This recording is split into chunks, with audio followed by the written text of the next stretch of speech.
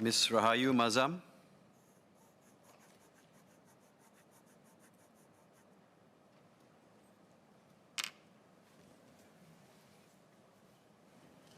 Mr. Deputy Speaker, sir, I thank the members who have spoken for their views and support of this bill. Mr. Leong Man Wise suggested that this bill arises from the motion concerning Ms. Patiliani's case. That is not accurate. He might recall that the Minister for Law had specifically stated that the Ministry had started reviewing our criminal legal model and how we provide aid in 2018 and 2019. He repeated this point during his ministerial statement in April this year. Members have raised questions and suggestions on the structure and management of the Public Defender's Office, or PDO, specific provisions in the Public Defender's Bill, and the provision of aid by both PDO and the Criminal Legal Aid Scheme, or CLAS.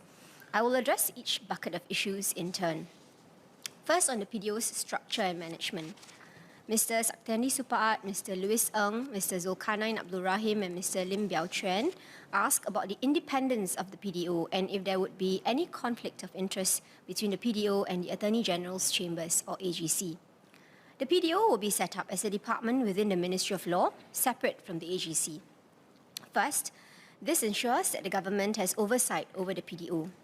The structure we have adopted for the PDO follows a study of various common law jurisdictions such as the UK, Australia, New Zealand, and Hong Kong. The officers in these jurisdictions are accountable to the executive arm but retain independence in day-to-day operations. This accountability is necessary to ensure better governance and fiscal control. Second, this structure ensures independence from the prosecution, which is under AGC.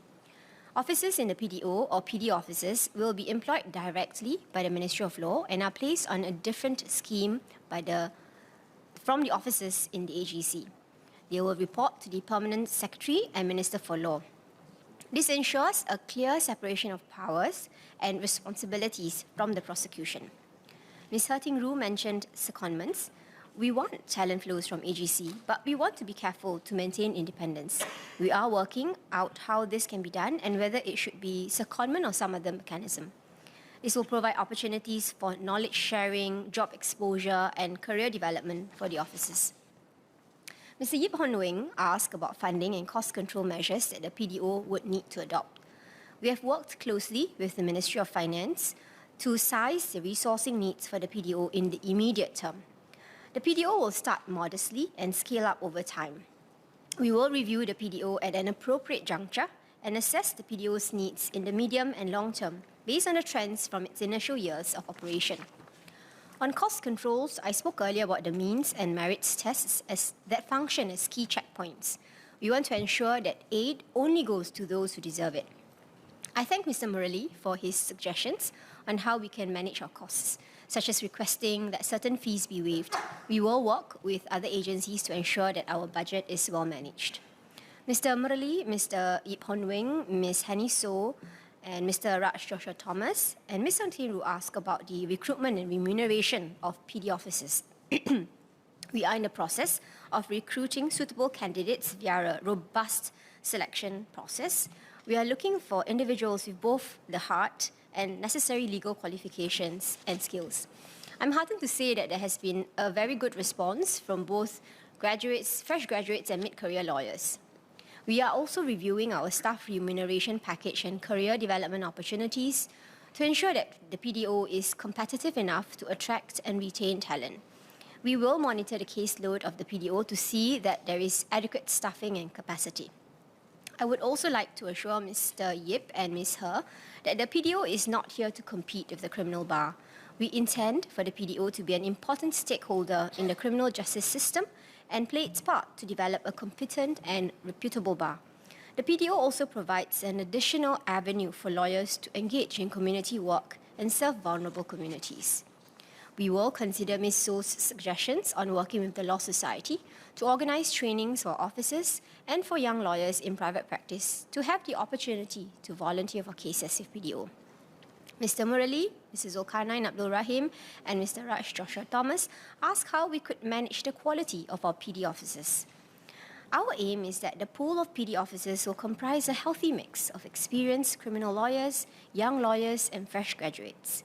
The officers will obviously have to act in the best interests of the aided accused person during plea bargaining, an area of concern highlighted by Mr. Zulkarnain. I thank Mr. Murali and Mr. Zulkarnain for their suggestions on the conduct of independent audits and publishing of annual reports. We will certainly look into them. On Ms. Sylvia Lim's question regarding the powers of the Chief PD and PD officers, they will not have the powers under the bill to compel witnesses for interviews, similar to private solicitors. Mr. Zulkarnain asked how complaints against PD officers would be handled. As mentioned in my opening speech, PD officers are subject to the same disciplinary framework as judicial and legal service officers. As public officers, PD officers are also subject to internal disciplinary proceedings if they misconduct themselves. Mr. Murali Pillay asked for data on accused persons who have legal representation and how that relates to the number of acquittals that they claim trial, when they claim trial. From 2017 to 2019, about half of the criminal cases involving Singaporeans and Singapore permanent residents in the state courts were unrepresented. However, it may not be fair or accurate to measure success in terms of acquittal and to measure that against legal representation. As Mr. Murali pointed out, there are many factors that affect the outcome of a case. Legal representation is one of many. I assure Mr. Murali that our focus is on ensuring that those who need and are deserving of help get help. Mr. Saktiandi Supaat asked how many more people will receive legal representation when the PDO is established compared to the number represented by CLAS. In FY 2020, the government funded CLAS to cover 712 cases. With the enhancements to income and offences coverage, we estimate that this number will likely increase by about 50%. Mr. Saktiandi also asked about the provision of criminal defence aid for the bottom 35% of households by income. As mentioned earlier, we raised our income coverage to 35th percentile because our analysis showed that individuals up to this income threshold would find it challenging to pay for their legal costs, even for a plead guilty case. We have to balance providing sustainable aid while exercising prudence in the use of public funds. Ms. Tingru asked about the provision of aid to non-Singaporeans and permanent residents. Our intention is that the assistance under this bill will be provided to Singapore citizens. Non-SEs can look at other avenues for legal aid. Mr. Yip Hon Weng was concerned that the public might find it repugnant if tax dollars go towards supporting accused persons who are viewed as morally reprehensible. As the Minister of Law had raised in his ministerial statement in April, public outreach alone cannot be the basis upon which criminal defence aid should or should not be provided. Rather, these assessments will be made based on the legal merits of the appellant's case. Mr. Murali Pillay suggested that the PDO and the prosecution can explore the joint appointment of experts that will bind both sides. This is not the current practice for criminal cases. This suggestion involves broader procedural considerations. It will require further study. Currently, the prosecution generally asks for the accused person to undergo a forensic psychiatric assessment only after the accused person is charged in court. Likewise, the PDO will have the avenue for doing so, even after the accused person is charged in court. As for the early involvement of the PDO in certain cases, the bill is only intended to cover criminal defence aid to accused persons who have been charged in court, and not those under investigations. Not all investigations result in criminal charges in court. It is not fiscally prudent to extend aid to accused persons who are still under investigations. Mr. Gan Thiam Poh and Mr. Raj Joshua Thomas suggested how we could manage the lawyers we outsource cases to. Mr. Saktiandi Supaat asked what conditions need to be satisfied before the PDO will outsource cases to lawyers in private practice. I thank Mr. Raj and Mr. Gan for their suggestions. We will consider them. The selection process to appoint solicitors onto the panel for outsourced cases will be stringent. Only solicitors who are sufficiently skilled and with a good track record in handling criminal cases will be appointed. On Mr. Lim Biao Chuan's question about how we will pay these lawyers, these are operational matters which we are still working out. Second on the bill, Mr. Murali Pillay proposed to amend the definition of court in Clause 2 of the bill to limit to courts constituted under the Supreme Court of Judicature Act 1969 or the State Courts Act 1970. I should first highlight that the bill is intended to include criminal proceedings tried in a family court or a youth court. A family court and a youth court are not constituted under the State Courts Act 1970 or the Supreme Court of Judicature Act 1969. Mr. Murali's proposed amendment therefore excludes the family court and youth court, which can exercise criminal jurisdiction. This is not our intent. The definition in the bill is clear, and our position is that an amendment is not needed. Let me explain. The scope of criminal defence aid is determined by the scope of proceedings in clauses 8.1 and 12.8, which have been carved out to only cover criminal proceedings. The definition of court cannot be looked at in vacuum. Under the Criminal Procedure Code, criminal proceedings are heard by the Court of Appeal, the General Division of the High Court, a family court, a youth court, a district court, or a magistrate's court which exercises criminal jurisdiction. The intent is to only provide criminal defence aid to criminal proceedings before these courts. The term criminal proceedings does not contemplate other types of proceedings such as those before the subordinate military courts, the Military Court of Appeal, or the Industrial Arbitration Courts. Moreover, proceedings before military courts are only against persons subject to military law. In light of the clarification above, I hope that Mr. Murali will withdraw his notice of amendment. Mr. Yip Hon Wing, Mr. Saktiandi Supat, Mr. Louis Ng, Mr. Lim Biao Chuan, and Ms. Henny So ask about the exclusion of offences under various legislations listed in the schedule. First, I should reiterate that we are excluding offences under specified legislation in paragraph 11C of the schedule, only where the accused person is served with a notice to attend court or a summons.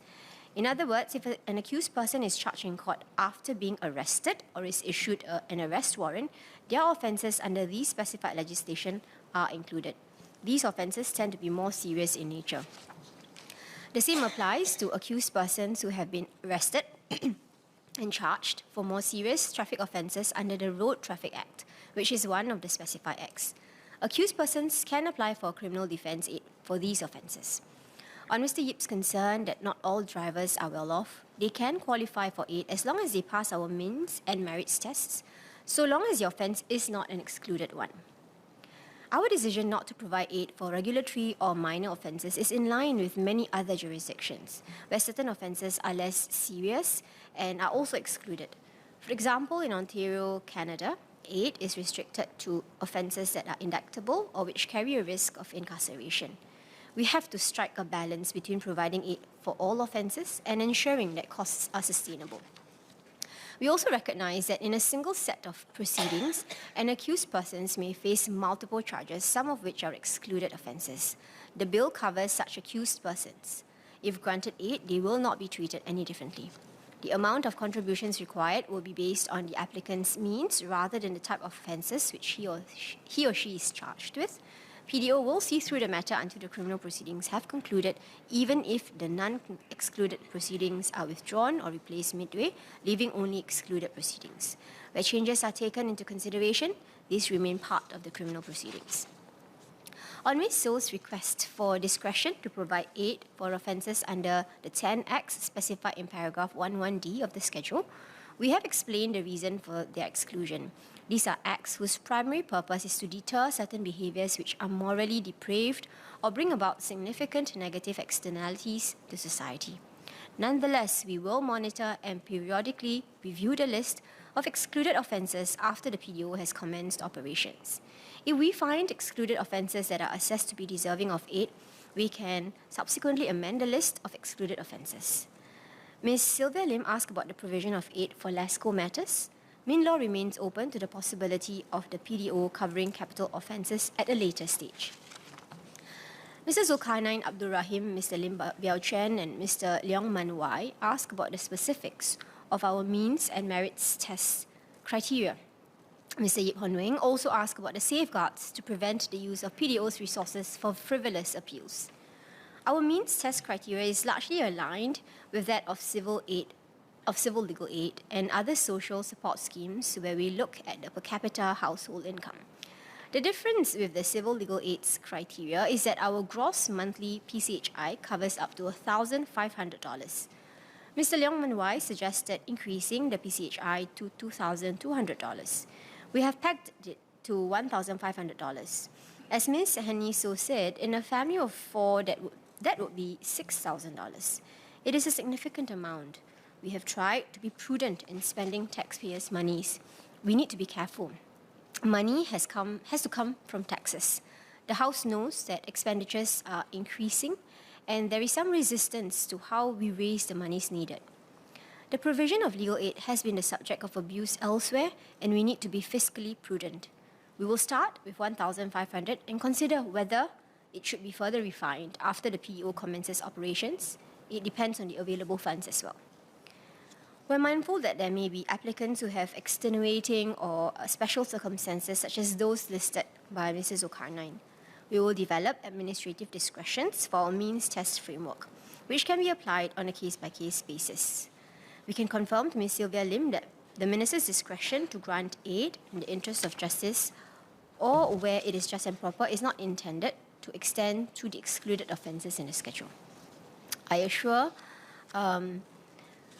Lim that we have robust measures in place to check that an applicant is not hiding his or her income and assets. It will be an offence for an applicant to provide false or misleading statements to obtain aid. As for our merits test criteria, I assure Mr. Yip that the Chief PD will assess the merits of any application before deciding if aid should be granted to the applicant. Aid will not be granted indiscriminately. Even if an applicant satisfies the means and merits criteria, the Chief PD can decide whether to grant aid depending on whether it is appropriate to do so. The Chief PD will consider factors such as those in Clause 12.2 of the Bill. These include whether the applicant is likely to lose his or her livelihood if any matter in the proceedings is decided against him or her, whether any benefit may accrue to the applicant if criminal defence aid is granted, and our resource constraints. This discretion allows aid to be given to those who need it most. We will use this discretion judiciously. To circle back to Mr. Zulkarnain's question, aid can certainly be granted to an applicant who intends to plead guilty for the purposes of formulating a mitigation plea for sentencing, so long as the requirements to the means and merits are satisfied. Mr. Raj Joshua Thomas asked about the provision of aid for criminal appeals and criminal applications. Aid can be provided to such applicants even if it was not provided at first instance. Where an applicant is unsuccessful in his application, the referral mechanism under Clause 12.5 will not be applicable. The applicant can seek aid from organisations providing pro bono legal services such as Law Society Pro Bono Services, Ad Hoc Pro Bono Assessment Scheme. Next, Mr. Lim, Ms. Henny So, and Mr. Raj Joshua Thomas queried the speed at which the merits and means tests are conducted. The Chief PD can grant provisional aid to accused persons if he is of the view that the case requires urgent attention. For instance, because the accused has been in remand for some time or by virtue of the accused person's age. We will work with the Singapore Prisons Service and the courts to ensure that these urgent cases are handled expeditiously. On Ms. Sylvia Lim's question regarding the deliberation of non-prescribed offences by the board, the presence of the board allows for greater deliberation for offences which carry a more serious consequence on the applicant. As regards Ms. Herting Ru's suggestion on an appeals mechanism, none is provided. After we get some experience with the PDO, we will consider whether such an appeals mechanism will be useful. Mr. Saktiandi Supat asked if contributions will be a norm and when an applicant will be informed of the contributions required. Mr. Louis Ng asked if an applicant's aid will be discontinued if he or she is unable to make the contribution. As I mentioned earlier, the amount of contributions is decided based on the means of the applicant. Any contribution required will be made known to the applicant before aid is granted. If an aided person is unable to pay, we will take into account any extenuating circumstances and will work with him or her to meet the contribution. Mr. Lim Biao Chen and Mr. Raj Joshua Thomas asked about the provision of criminal defence aid to multiple co-accused persons. Mr. Saktiandi Supat and Mr. Zulkarnain also asked about the PDO, how the PDO would choose which cases to take up if there are multiple co-accused persons. As I mentioned earlier, where multiple co-accused persons qualify for aid, the PDO will only represent one accused person. The other co-accused persons will still receive aid as they will be referred to class or in future assigned solicitors from a panel. This would be the case where the co-accused persons decides to plead guilty or claim trial. An assessment will be made to which of the accused persons would most require representation by the PDO and who can be referred to class instead. For example, an accused person in remand may require more urgent representation, which can be provided by the PDO. Mr. Murali asked about how the PDO will deal with accused persons with mental illnesses. The issue is one of mental capacity. While an accused may have mental illnesses, he may not lack cognitive abilities and can give instructions. If he lacks mental capacity, there are provisions in the Mental Capacity Act for an application to court to be made for a deputy to make decisions on the person's behalf. If the accused person cannot give proper instructions to his or her solicitor or PD officer because of a mental condition, the court can call for a psychiatric assessment to determine whether the person is of unsound mind and incapable of making a defense. There are provisions under our law for court proceedings to be held off if an accused person is found to be of unsound mind. Mr. Lim Biao Chen asked about the extent that Clause 4.5 may affect legal professional privilege and confidentiality applicable to communications between an assigned solicitor and an aided accused person.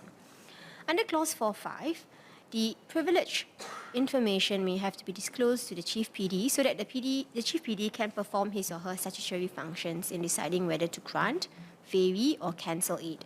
Such information may be necessary to enable the Chief PD to make a fully considered decision. We recognize and respect the confidentiality that exists within a client and solicitor relationship, but such confidentiality is subject to exceptions, even within the legal professional conduct rules, and includes situations where the disclosure is permitted or required by law. On Ms. Sylvia Lim's question regarding a witness who lies to a public defender, whether he'll be committing an offence, not all untruths will be covered. There will be instances where the individual lies about the means of the aided accused person in relation to the grant of aid. In such instances, the conduct will be covered. Mr. Louis Ng, Mr. Murali Pillay, Mr. Zulkarnain Abdul Rahim, and Mr. Lim Biao Chen asked about processes relating to the termination of criminal defence aid. Mr. Ng and Mr. Lim asked about the discharge of an assigned solicitor. Clause 18 governs the relationship between an aided accused person and an assigned solicitor. It does not cover the representation of an aided accused person by PD officers. Clause 18 is intended to address a situation where, for example, an aided accused person repeatedly seeks to change the assigned solicitor to delay the criminal proceedings. The Criminal Defence Aid Scheme should not be used for such abuses of process. When deciding whether to grant permission for the aided accused person to discharge an assigned solicitor or for an assigned solicitor to discontinue the provision of criminal defence aid, the Chief PD will consider all relevant factors, including any reasons provided by the aided accused person and the assigned solicitor. Mr. Murali asked about the cancellation of aid. We expect that the factors under Regulation 8 of the Legal Aid and Advice Regulations which generally apply here. For example, a grant of aid may be cancelled if the applicant provides false information in the application for criminal defence aid. Where a grant of aid is cancelled, PDO will work with the aided accused person and/or his or her subsequent solicitors to minimise any disruption to the criminal proceedings and ensure that the proper administration of justice. As for Mr. Zulkarnain's question on the offence for making a false or misleading statement, this is equally egregious whether someone is applying for criminal defence aid or civil legal aid. Both are criminal offences and are a waste of public resources. On this basis, we have decided to impose the same penalty for both offences. On Mr. Lim's query regarding a solicitor who has been excluded from the panel of solicitors, the bill does not cover and the PDO will not interfere with the relationship between solicitors and accused persons who are both outside of the Criminal Defence Aid Scheme. As for whether such a solicitor can continue with a frivolous court application, there are existing provisions within the CPC which will address such conduct. Mr. Yip Hon Weng expressed concern that some victims may wish to seek personal redress through private actions. Mr. Raj Joshua Thomas also asked about private prosecutions. Thorough investigations are conducted by our police, and the AGC considers criminal complaints seriously before determining if charges should be brought against accused persons. Where a criminal charge is brought and the accused person is found guilty, the court may also make an order for compensation to the victim where appropriate. This process does not require the victim to engage his or her own legal representation. If a victim wishes to take up private prosecution against an alleged perpetrator, the victim can file a magistrate's complaint. The courts have put in place mediation facilities to assist such private disputes, which are intentionally simplified so that there is no real need for legal representation. Hence, criminal defence aid is not provided for private prosecutions. If the victim wishes to take up a private civil suit and cannot afford a lawyer, he or she may apply for civil legal aid within the Legal Aid Bureau, with the Legal Aid Bureau. Ultimately, we want to provide aid to those who need aid, but in a sustainable manner. Finally, the third bucket deals with the co-delivery of aid by PDO and class. Mr. Yip Hon Wing, Mr. Louis Ng, Mr. Saktiandi Supaat, and Ms. Sylvia Lim noted that the PDO would overlap with class and ask what cases would be handled by each outfit. Mr. Saktiandi, Mr. Yip, and Ms. Haniso also proposed centralising all legal aid. Class remains an important partner and player in the criminal justice system. We will continue to work with class to provide criminal defence aid. This will ensure a sustainable and effective legal aid system. To this end, PDO and class will co-deliver government-funded aid in criminal matters, and applicants can apply for aid through a common application platform, whether online or at the physical shopfront at the state courts. The assignment of cases to PDO or class will be done at the back end. Broadly, there is a two-step process for deciding which cases go to PDO or class. First, the case would be assessed for urgency. Cases which are time-sensitive, such as remand cases where the eventual sentence of the applicant could be less than the remand period, will be assigned to the PDO. This ensures that legal representation is provided as early as possible. We do not expect many such cases. Second, the remaining cases will be shared between PDO and class. This forms the bulk of cases. The actual number of cases taken on by the PDO or class would depend on factors such as workload and capacity. Apart from urgent cases that will be assigned to the PDO, we do not expect fundamental differences between the cases handled by PDO or class. On Mr. Saktiandi's query on the exchange and sharing of knowledge between class and PDO, we will consider this at the appropriate stage and share what we can, subject to confidentiality and privilege. Rest assured that the PDO is committed to playing a part in strengthening the expertise and knowledge of the defence bar. MinLaw is also working with the Law Society Pro Bono Services to develop a one-stop portal which will provide legal information in simple layman's terms. This portal will also include the various avenues of legal assistance available so that applicants will not find it challenging to navigate should they require assistance. This is part of our broader efforts to enhance access to justice. We will also be collaborating with other agencies and stakeholders to plug the PDO into the social service ecosystem. We want to provide a more holistic support. To this end, we will consider Mr. Raj Joshua Thomas's suggestions on working with the police to inform accused persons about the PDO and making the application process simple and accessible.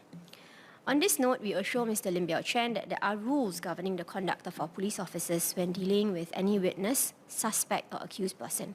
If Mr. Lim feels that any information given by any police officer to an accused person is improper, he may wish to share this with the relevant authorities so that they can look into it. I also thank Mr. Saktiandi for his suggestion for a one-stop shop to apply for all types of legal aid. We can consider this as part of our broader efforts to shape the access to justice ecosystem in the future.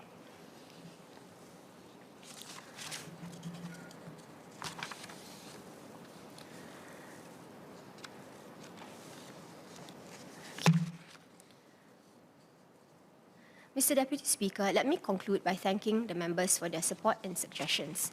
The PDO is a significant move that will benefit society and enhance access to justice. We are establishing the PDO to institutionalize public defence.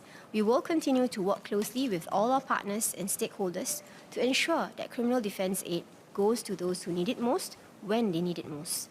Sir, with that, on behalf of the Minister for Law, I beg to move.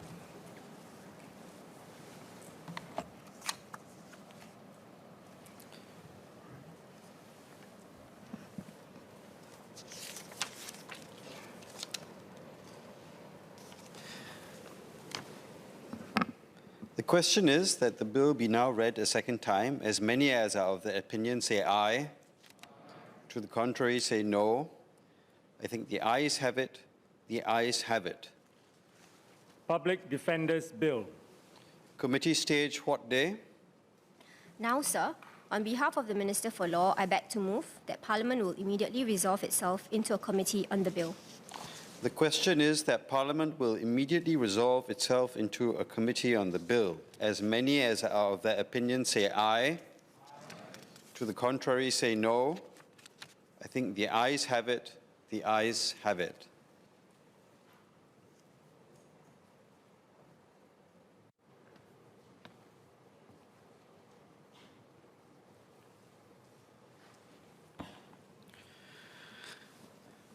The question is that Clause 1 stands part of the bill. As many as are of that opinion say aye.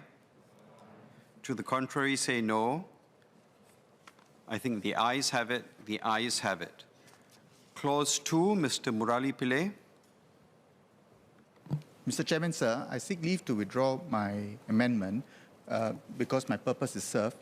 Just to state that the Honourable Senior Parliamentary Secretary mentioned that the word court, as appears in the bill, is meant to refer to the state courts, the Supreme Court, the youth courts, as well as the family courts. The trouble I had was that there was no such definition in the bill itself, and the word criminal proceedings was also not defined. As a result, there was a controversy as to whether or not criminal proceedings would extend to proceedings in the military courts. And I'm glad to hear the clarification from the Honourable Senior Parliamentary Secretary that it would not. But I would commend to her and this House that terms of art should be actually defined in statute so that there be no controversy when a reader or the courts would look at these terms of art and try to interpret it in accordance with parliamentary intention. With that, I seek leave to withdraw my amendment. So just to confirm, Mr. Pillai, do you require a response from Ms. Rahayu Mahzam? I don't require, sir. And you are seeking leave to withdraw the amendment? Yes, sir. The question is that Clause 2 stands part of the bill. As many as are of the opinion say aye. To the contrary, say no. I think the ayes have it. The ayes have it. The question is that Clauses 3 to 28 stand part of the bill. As many as are of that opinion say aye. To the contrary, say no. I think the ayes have it. The ayes have it. The schedule. The question is that the schedule stands part of the bill. As many as are of their opinion say aye. To the contrary, say no. I think the ayes have it. The ayes have it. Bill to be reported.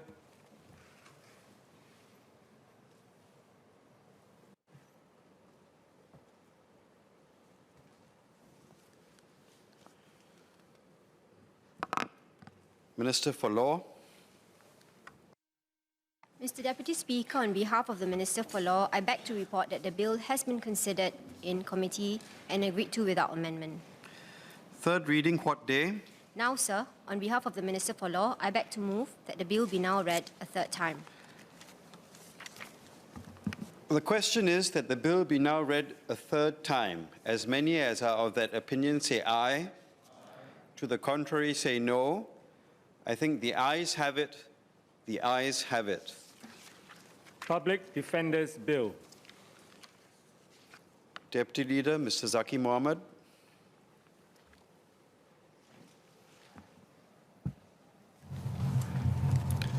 Mr. Deputy Speaker, on behalf of Leader, I beg to move that Parliament do now adjourn to 1:30 p.m. tomorrow.